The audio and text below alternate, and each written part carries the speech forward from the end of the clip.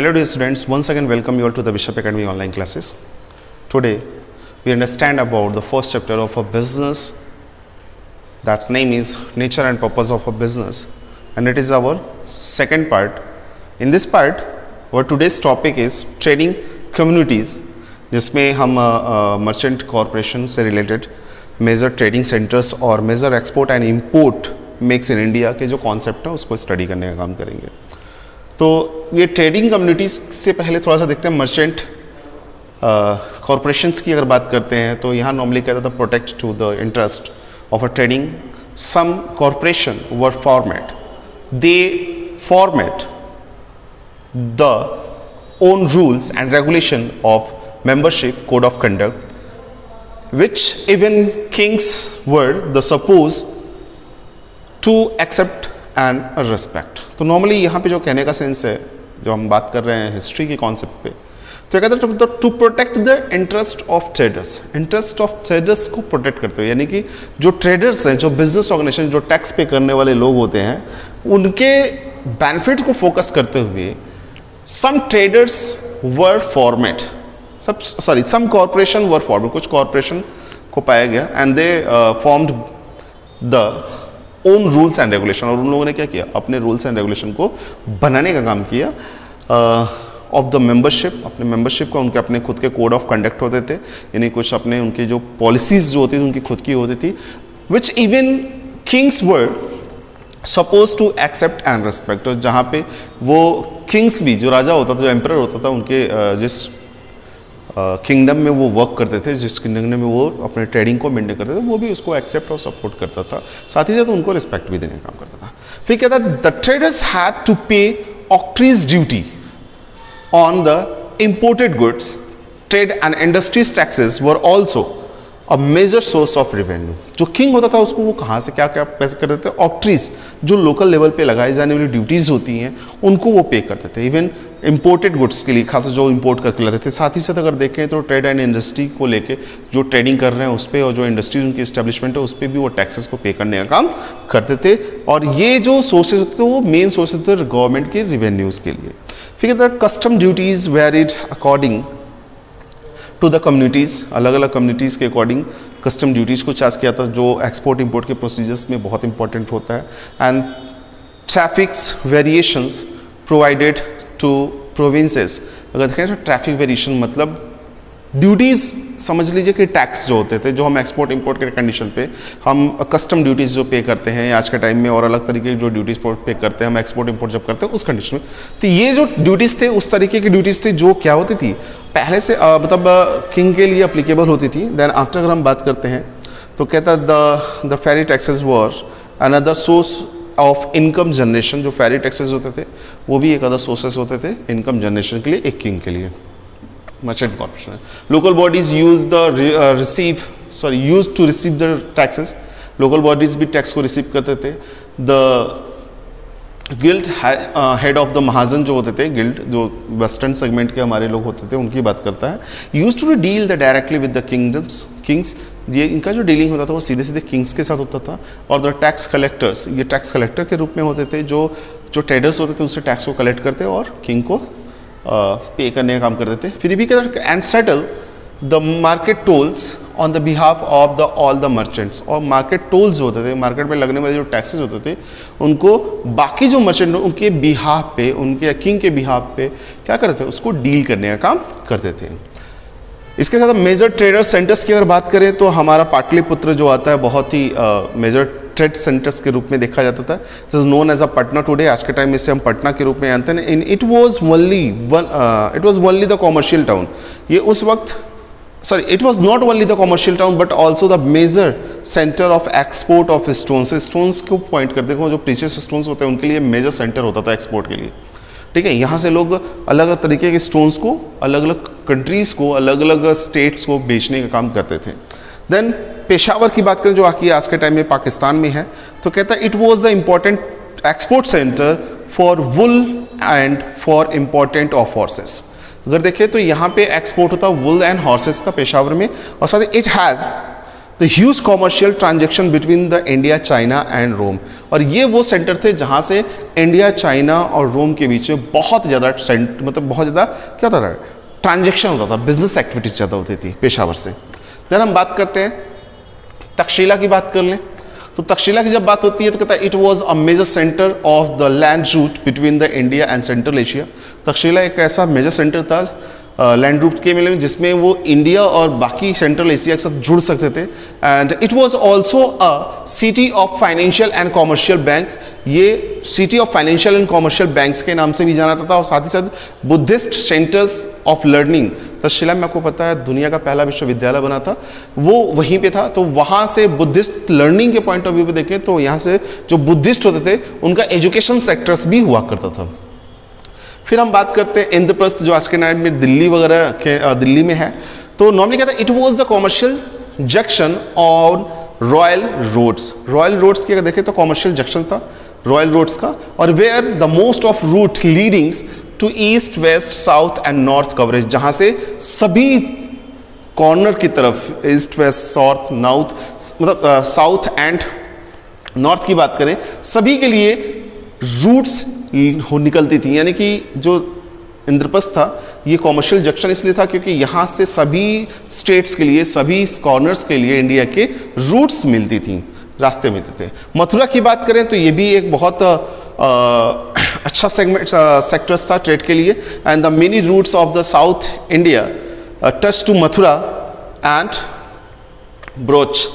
मथुरा और ब्रोच को ये टच करते थे बहुत सारे रूट्स। देन आफ्टर हम बात करें वाराणसी, ये भी बहुत ब्यूटीफुल सेगमेंट होता था खासतौर से टेक्सटाइल के लिए, और टेक्सटाइल के ब्रांचेस यहाँ पे बहुत सारे होते थे जो हैंडलैंड। मिथिला की बात करें तो मिथिला भी बहुत ही अच्छी एस्टैब्लिश ट्रेडिंग कॉलोनीज हुआ करती थी। South China specially in Yamuna की अगर बात करें तो यहाँ से हम डीलिंग कर पाते थे साउथ चाइना वगैरह के लिए। फिर उज्जैन की बात करें तो यहाँ अगर बात करें अगेट, चार्लिन और मुस्लिन की बात करें तो इसके साथ कहता है ना मैलोज cloths were exported from Ujjain. तो ये तमाम तरह के ऐसे प्रोडक्ट होते थे जो उज्जैन से क्या कहते थे दूसरी स्टेट्स की तरफ या दूसरे सेंटर्स की तरफ फॉरवर्ड किए जाते थे। तो ये वो इंपॉर्टेंट सिटीज़ थी। अब हम बात कर लेते हैं, इसमें सूरत आ जाता है, कराची आ जाता है, मदुरई आ जाता है, फिर कवरीपट्टा आ जाता है, फिर तरमलपट्टी आ जाती है। ये सारे के सारे सेंटर्स देखें तो नॉर्थ खासतौर से ये साउथर्न सेक्टर्स हैं, और यहाँ से बाकी रेस्ट ऑफ द वर्ल्ड के साथ भी डीलिंग्स बहुत अच्छे तरीके से हमारी होती थी। खासतौर से अगर आप देखें तो सूरत की बात करें तो टेक्सटाइल के लिए आज भी वो फेमस है, और इसके साथ साथ गोल्ड यानी कि जरी वगैरह के लिए भी फेमस है। और अगर हुंडीज की बात करें तो 100 of the makers of Egypt and Iran, यहाँ पे जो मेकर्स वगैरह जो आते थे या फिर जो यहाँ से डीलिंग्स करने आते थे वो खासतौर से इजिप्ट और ईरान के लोग होते थे। देन कराची की अगर बात करें तो चाइना ज़्यादा से ज़्यादा यहाँ से फॉरेन शिप वगैरह अपने फॉरवर्ड करता था pearls, glass and raw stones के लिए। And in return they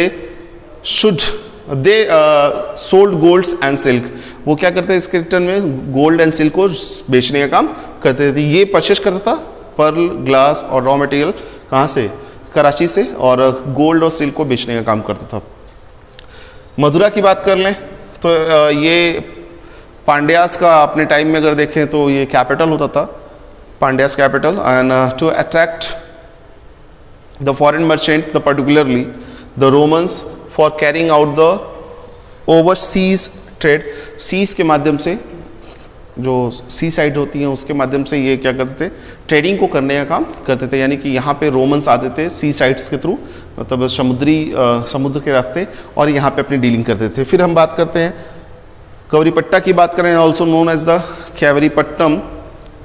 it was the scientific and in its constructions और as a cities provided the loading, unloading and the strong facilities of merchandise. अगर देखें तो scientifically अगर देखें तो ये बहुत एक स्ट्रॉन्ग इंफ्रास्ट्रक्चर था जहाँ पे उस टाइम में क्या होता था, लोडिंग अनलोडिंग के लिए इनको जगह कंस्ट्रक्शन सिटीज़ बताई गई थी जो साइड सी साइड के सेगमेंट में थी। And it was the centre of the trade for the perfumes, cosmetic, suntans, silk, wool, cotton corals, pearls, gold and the precious stone, ये तमाम तरह की चीज़ों के लिए ये सेंटर हुआ करता था इंटरनेशनल लेवल की ट्रेनिंग को फोकस करते हुए। देन हम आगे अगर बात करते हैं एक्सपोर्ट्स और इंपोर्ट के पॉइंट ऑफ व्यू की अगर बात करें तो मेजर एक्सपोर्ट इंक्लूडेड्स कौन कौन सी चीज़ें जिनको एक्सपोर्ट के पॉइंट ऑफ व्यू हम इंक्लूड करते थे, उसमें हमारा स्पाइसेस आते थे, wheat, sugar, indigos, opiums, oils, cottons, parrots, living animals and animal product like heads, spence, horns और पर्ल्स वगैरह तमाम तरह की चीज़ें जो होती थी, कॉपर वगैरह भी इसके साथ साथ हम कॉपर हो गया, इसके साथ क्रिस्टल्स हो गया, ये तमाम तरह की चीज़ों को हम एक्सपोर्ट करने का काम किया करते थे। देन अगर हम बात करें इंपोर्ट्स के सिचुएशन में तो हॉर्स एनिमल, खासतौर से horse animal product, Chinese silks, flax, lines, wine, gold, silver, copper, leading rubbers, corals, glass, तमाम तरह की चीज़ें थी जिसको हम क्या करते खासतौर से इंपोर्ट करने का काम करते थे। Position of Indian subcontinent in world economy first AD to up to 1991, क्योंकि 1991 के बाद से हमारी अपनी इकॉनमी जो थी, इंडियन इकॉनमी थी, वो पूरी तरीके से डिफरेंट हो गई। इसके बारे में हम लोग जब चैप्टर्स को पढ़ेंगे तो उसमें क्लियरिफाई करेंगे। तो काफ़ी between the first and 7th century की अगर बात करें तो इंडियन इकॉनमी जो थी लीडिंग थी। तो India was the largest economy of the ancient and the medieval world. Ancient और मेडुअल वर्ल्ड की अगर बात करें तो इंडियन की इकॉनमी जो थी बहुत बड़ी थी। The controlling about the 1/3 and 1/4 of the world wealth, और इसके पास क्या थे 1/3 एंड 1/4 वेल्थ जो थे वो इंडिया के पास थे, पूरी दुनिया के, मतलब 1/4 और 1/3 हिस्सा तो हमारे पास ही था। तो ये भी कहता है the country was the referred as a Sarvanbhul and the Swarndeep in written writing of the many travels. स्वर्णभूम और स्वर्णद्वीप की अगर बात करें तो स्वर्णिम सोने की भूमि कह सकते हैं, सोने की धरा कह सकते हैं, ज़मीन कह सकते हैं, और स्वर्णद्वीप की बात करें तो ये भी सोने को ही रिप्रेजेंट करता है। इस नाम से बहुत सारे ट्रैवलर्स ने इंडिया को डिनोट करने का काम किया है। So provincial period of Indian history की अगर नॉर्मली बात करते हैं तो was age of the prosperities of Indian economy and the mid of the Europeans embark great voyages of the discoveries. They soon realized to reward of the trade and exchange of a gold and silver. India में सबसे ज़्यादातर अगर देखें तो बहुत ऐसी situation रही है कि यहाँ की जो इकॉनमी रही वो जल्दी ही क्या गोल्ड एंड सिल्वर में डील करनी शुरू कर दी थी। देन ये बताया despite of the growing of the commercial sector in India was far behind Western Europe in technology, innovation and the ideas. Due to देखिए अगर हम इंडिया के फर्स्ट टू 7th सेंचुरी की बात करते हैं तो उसमें इंडिया दुनिया की सबसे बड़ी इकॉनमी थी, लेकिन जैसे जैसे कंडीशन चेंज होती गई, अटैक्स करने वाले लोग आते गए, दुनिया के बाकी लोग आते गए, तो उन्होंने क्या किया यहाँ पे लूटने का काम किया, जिसकी और यहाँ की जो इकॉनमी थी उसको डिस्ट्रॉय करने का काम किया, जिसका बैड इम्पैक्ट रहा कि इंडिया ने तो प्रोडक्शन तो करती थी लेकिन यूरोप और जो हमारे खासतौर से वेस्टर्न यूरोप की जो टेक्नोलॉजी थी या इनोवेशन थे, आइडियाज़ थे, वो उसके मामले में ये पीछे थी। बहुत सारे रीजंस थे। पहले से कहता है increasing the control of the East India Company clauses, lack of the freedom. East India Company के आने की वजह से जो यहाँ पे कंट्रोलिंग था ईस्ट इंडिया कंपनी की, जिसकी वजह से यहाँ के लोगों के पास जो फ्रीडम थी चीज़ों को मेंटेन करने के लिए उसकी कमी आने लगी। फिर कहता है no occurrence of agricultural and scientific revolution. Agricultural में कोई चेंजेस नहीं और साइंटिफिक रिवोल्यूशन में भी कोई बदलाव बहुत ज़्यादा तक नहीं हो पाया, जिसकी वजह से यहाँ पे इकॉनमी में डेवलपमेंट यानी कि टेक्नोलॉजी पे डेवलपमेंट नहीं हो पाया। और limitation of each of education, reach of education of the messes की अगर बात करें तो नॉर्मली देखें तो ज़्यादातर जो एजुकेशन का जो रीच था, पहुँच था, वो बड़े लोगों के पास ही था। नीचे के जो लोग थे यानी कि जो छोटे कमज़ोर किस्म के लोग थे उनके पास एजुकेशन नहीं हो पाती थी, जिसकी वजह से वो अपने नॉलेज को डेवलप नहीं कर पाते थे। दैन इस तरीके से बहुत सारी ऐसी चीज़ें रही जो इंडियन इकॉनमी के ऊपर बैड इम्पैक्ट डाली। अब हम बात करते हैं इंडिया बिगेन द री इंडस्ट्रियलाइजेशन की अगर बात करें, इंडिया ने री इंडस्ट्रियलाइजेशन की जब बात की तो फर्स्ट 5 ईयर प्लान 1991 के बाद इसने क्या किया कि मतलब आज़ादी के बाद से कुछ प्लानिंग्स करने से हो गए। तो ये फर्स्ट 5 ईयर प्लान जो इंडियन इकॉनमी को स्टैब्लिश करने के पॉइंट ऑफ व्यू था 1952 में था, due to importance of the given the establishment of the modern technology and scientific industries institutions space and the nuclear programme में इसमें जो इंपॉर्टेंस दी गई थी वो मॉडर्न टेक्नोलॉजी को ज़्यादा से ज़्यादा इस्टेब्लिश करने की बात की गई थी, फिर साइंटिफिक इंस्टीट्यूशंस को रखा गया था और स्पेस एंड न्यूक्लियर प्रोग्राम को इसमें इंपॉर्टेंस दिया गया था कि हम उस टेक्नोलॉजिकल बेसिस पे क्या हो उस दौड़ में शामिल हो सके। फिर despite of the effort Indian economy could not developed at rapid pace, इस तरह के प्लानिंग के बाद भी जिस तरीके से इंडियन इकोनॉमी को तेजी से आगे बढ़ना चाहिए उस तरीके से आगे नहीं बढ़, due to the lack of the capital formation, क्योंकि हमारे पास कैपिटल फॉर्मेशन नहीं था, हमारे पास पैसे नहीं थे, तो ये कहीं ना कहीं एक बहुत बड़ा प्रॉब्लम रहा। As a result the India realise the heavy on the borrowings from the foreign sources and the finally agree to the economic liberalisation in 1991। तो नॉर्मली क्या था कि इस तरीके की चीज़ों के न होने से, मतलब कैपिटल फॉर्मेशन न होने की वजह से क्या था कि इंडिया ने जो भी काम करना था वो बोरो करके करना था, कहीं ना कहीं से लेके करना था। जब वो कहीं से लेके अपने इकोनॉमी में वर्क करता तो उसके इंडिया के ऊपर बहुत सारे अमाउंट क्या थे, लोन के रूप में चढ़ गए थे, यानी कि लोन हमको बहुत ज़्यादा पे करना पड़ता था। आज भी है लेकिन थोड़ा से पहले के कंपेयर में कम है, और उसकी सिचुएशन में फिर हमें मजबूरन क्या करना पड़ा, लिबराइजेशन को यहाँ पे इंट्रोड्यूस करना पड़ा 1991 में, यानी कि पहले हम अपनी कैपेसिटी के अकॉर्डिंगली हम सबको लेके आगे बढ़ने की कोशिश करते हैं, जिसमें हमने देखा कि हमारी इकोनॉमी पूरी तरीके से डेवलप नहीं हो पा रही है, तो हमने लिबराइजेशन को इंट्रोड्यूस किया, जहाँ पे हमारे पास जो अननेसेसरी रिस्ट्रिक्शंस थे प्रोडक्शन को लेके हमने उसको रिड्यूस कर दिया। फिर इसका इम्पैक्ट क्या रहा कि फिर उसके बाद इंडिया जो रहा one of the fastest growing of economy in the world बना, and after that the rising of income, savings, investment opportunities increases the domestic consumption। जब इनकम लोगों की बढ़ गई तो सेविंग्स बढ़ गई, इन्वेस्टमेंट की कैपेसिटी अपॉर्चुनिटीज बढ़ गई, और इंक्रीज इन डोमेस्टिक कंजप्शन, और डोमेस्टिक कंजप्शन भी लोगों का बढ़ गया। And the younger population ensure growth of decade to come, और यंगर पॉपुलेशन भी क्या गई ये इंश्योर हो गई to growth of for decade in to come. तो डीके इन टू कम की बात जब करता है तो कहता है कि आने वाले दशक में ही क्या हुआ, जो ग्रोथ था वो काफ़ी तेजी से हो गया और बहुत सारे लोगों को अच्छी अच्छी अपॉर्चुनिटीज मिलनी भी शुरू हो गई। The high growth sector has been identified which are likely to grow the rapid process the world over. तो अगर नॉर्मली देखें तो हमारे यहाँ भी कुछ ऐसे सेक्टर्स हैं जो हाई बहुत ज़्यादा ग्रोथ दिए, जिसमें आइडेंटिफिकली अगर बात करूँ उनकी पहचान की गई, जिसका ग्रोथ के ऊपर हमारे अपने इकोनॉमिकल ग्रोथ के ऊपर बहुत बड़ा इम्पैक्ट पड़ा।